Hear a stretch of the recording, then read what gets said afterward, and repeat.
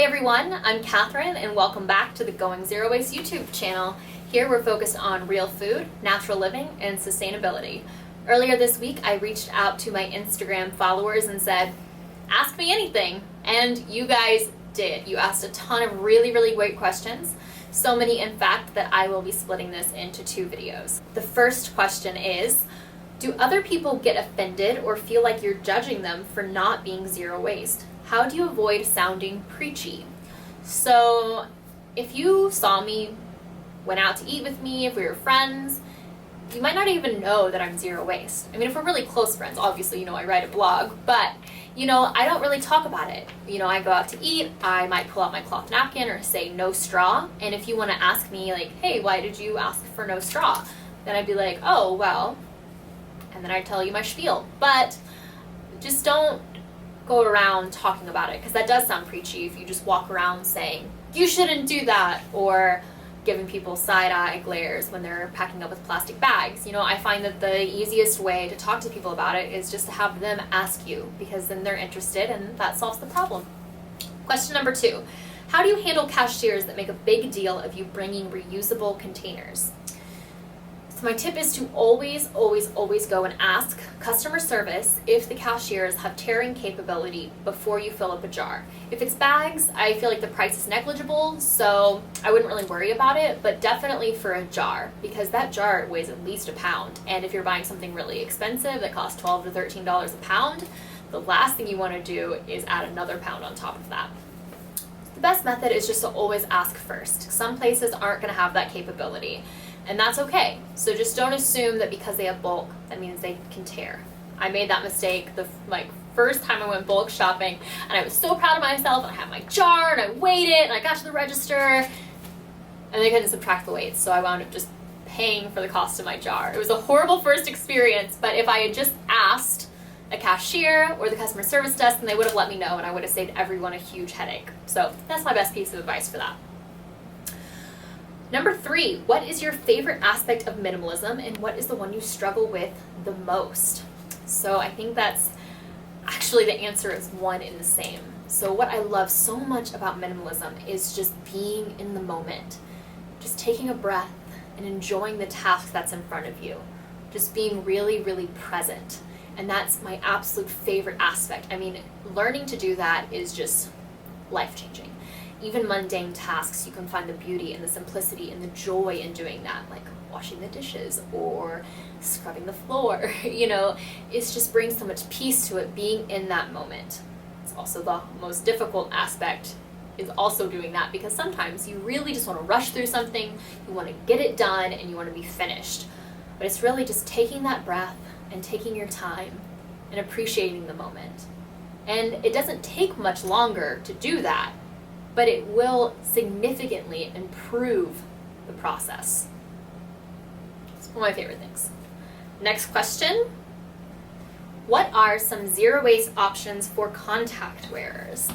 Well, I'm at a little bit of a disadvantage on this one because I don't wear contacts, but I think the most zero waste option would probably be to wear glasses.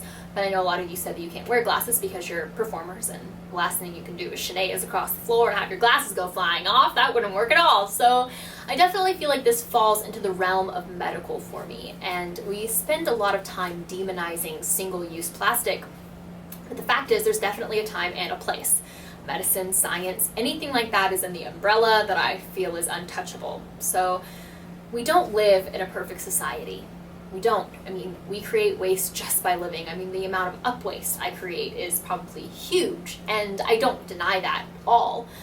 It's just being as conscious as I can. So doing the best that I can.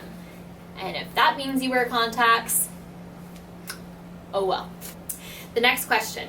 How can I go beyond setting an example with those close to me and get the message out to my community? So I love this question. I mean, this is how real change comes about. It's saying, all right, I got this. Now how can I take it to my community? Because this is where you can make the biggest impact, is on a local level, by educating those around you.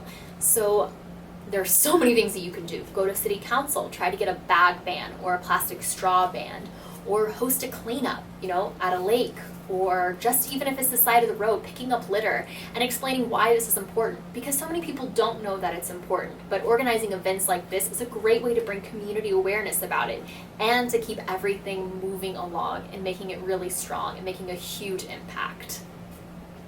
The next question is, what did you do with your existing plastic containers? Did you throw them away?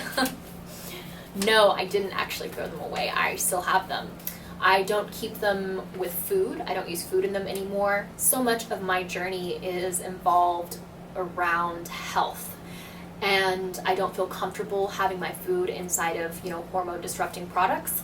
So I don't keep any food I'm going to eat, let me rephrase, because I do keep a large one in my freezer at work that holds all of my compost. So I'm fine with having food in it that I'm not going to eat, that I'm going to throw into the compost. That's fine with me.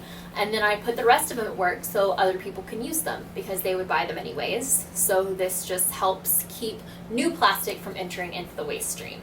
And oftentimes where I work, people are having barbecues or someone's having a cookout and they've got leftovers, and instead of using another disposable container, they can use mine and take it home and reuse it. And I think that's a lot better option. And the last question. What do you consider staples in your life that you keep with you at all times to reduce waste while out? I feel like I have a pretty good grip on my schedule, so I typically plan according for what I'm doing that day.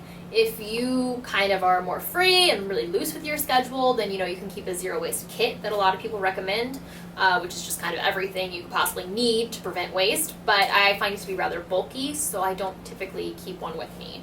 If I had to pick 2 items though, I would pick the 16-ounce mason jar, which is a huge multitasking queen.